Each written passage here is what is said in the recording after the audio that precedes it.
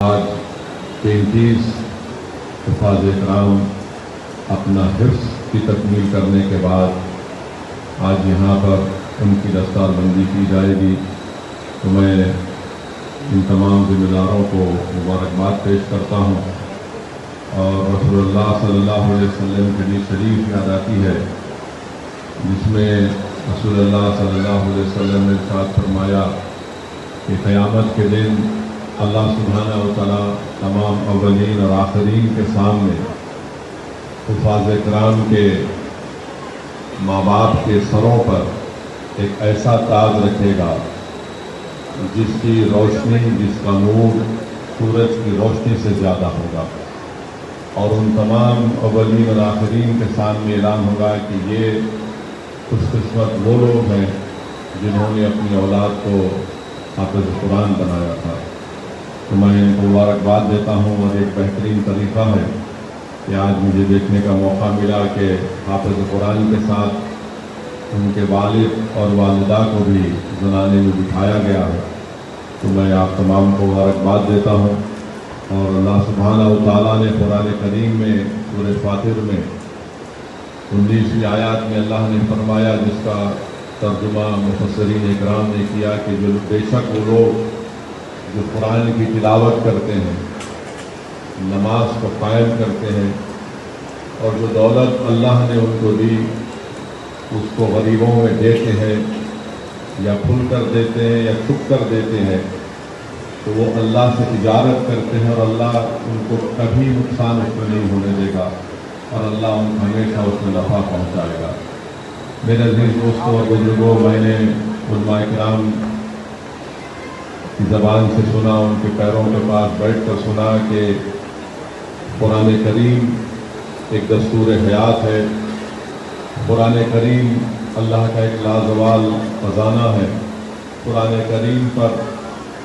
ہاتھ رکھنے کا الگ ثواب، قرآن کریم کو پکڑنے کا الگ ثواب، قرآن کریم کو چومنے کا الگ ثواب، قرآن کریم کو پڑھنے کا الگ ثواب، قرآن کریم کا ترجمہ کرنے کا الگ ثواب، قرآن کریم کی تفسیر لکھنے کا الگ ثواب۔ یہ اللہ سبحانہ و تعالیٰ کا ایک لازوال خزانہ ہے، اور اللہ کے رسول صلی اللہ علیہ وسلم حدیث شریف میں فرمایا کہ اللہ کا دسترخوان ہے، تم اس کے قریب آؤ اور جو چاہے اس میں سے اٹھا لو۔ تو مفسرین اکرام نے اس حدیث شریف کے بارے میں محدثین نے لکھا کہ آپ قرآن کی آیات پڑھیں۔ حدیث شریف میں آیا کہ جو قرآن شریف با آواز بلند پڑھتا ہے وہ ایسا ہے جو کھل کر خیرات کر رہا ہے، جو خاموشی سے پڑھتا ہے وہ چھپ کر خیرات کر رہا ہے۔ اور رسول اللہ صلی اللہ علیہ وسلم حدیث شریف ہے کہ اللہ کے رسول صلی اللہ علیہ وسلم نے فاروق اعظم رضی اللہ تعالیٰ عنہ کو دیکھا کہ وہ بآواز بڑی آواز سے قرآن کریم کی تلاوت کر رہے ہیں، اور صدیق اکبر آہستہ سے قرآن کریم کی تلاوت فرما رہے ہیں۔ اللہ کے رسول برسوں پرانی بات آپ سے کر رہا ہوں، میرے خیال سے یہ 27-28 سال پرانی بات ہوگی۔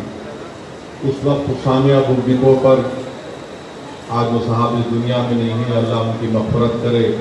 اگر میرا حافظہ صحیح ہے ان کا نام بھاری بھرکم شخصیت تھے، نذیر صاحب نام تھا۔ تو میں اس زمانے میں اکثر صبح کے وقت میں 7:30-8 بجے اپنی دکان کھولتے تھے، جو کتابیں خریدنے وہاں پر جاتا تھا۔ تو انہوں نے مجھ سے بتایا کہ اسد صاحب ہماری اس بک شاپ میں اوپر کے حصے میں چوہوں نے کئی کتابوں کو کتر کر کھا لیا۔ میں سوچ رہا تھا کہ یہاں تو قرآن کریم بھی ہے، تو انہوں نے کہا کہ مگر ہر کتاب کو چوہوں نے کتر لیا، مگر جہاں پر قرآن کریم رکھی ہوئی تھی چوہوں نے وہاں ہاتھ نہیں لگایا۔ تو میرے عزیز دوستوں اور بزرگوں، یہ اللہ کا لازوال کلام ہے۔ اور مجھے جنید بغدادی رضی اللہ تعالیٰ عنہ کو واقعہ یاد آ رہا ہے کہ جنید بغدادی نے اپنے کسی شاگرد سے کہا تھا کہ میں تم کو ایک صندوق دے رہا ہوں، اس کو لے جا کر دریائے دجلہ میں اس کو بہا دینا اور کھول کر نہیں دیکھنا۔ تو آپ کا مرید تھا وہ، اور کامل مرید وہی ہوتا ہے جو اپنی شیخ کی بات کو سنتا ہے اور راز کو اپنے پاس رکھ لیتا ہے۔ تو خیر جب وہ صندوق کو پانی میں چھوڑتے تو پانی نے راستہ بنایا اس صندوق کے لیے، اور پھر وہ صندوق پانی میں چلا گیا۔ وہ تعجب کر رہے تھے کہ پانی میں طوفان ہے، لہریں ہیں، اور پانی راستہ دے دیا۔ بعد میں اپنے پیر و مرشد سے آ کر پوچھے تو جنید بغدادی نے کہا کہ میں نے ایک کتاب لکھی تھی، 12 سال میں نے اس کتاب تصوف کے رموز اور اثرات پر کتاب لکھی، پھر 12 سال میں نے اس کو چیک کیا کہ کہیں کوئی بات شریعت کے خلاف تو نہیں ہے، پھر 12 سال میں نے سوچتا رہا کہ کیا اس کو عوام میں لاؤں یا نہیں لاؤں، پھر میرے دل میں یہ خیال آیا کہ جب اللہ کا کلام ہمارے درمیان میں موجود ہے،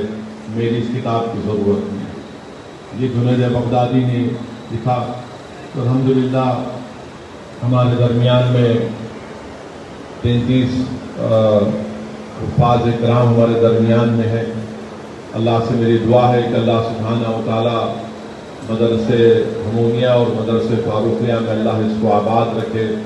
اس میں اللہ خوب اپنی برکتوں کو نبی کریم صلی اللہ علیہ وسلم کے صدقے طفیل میں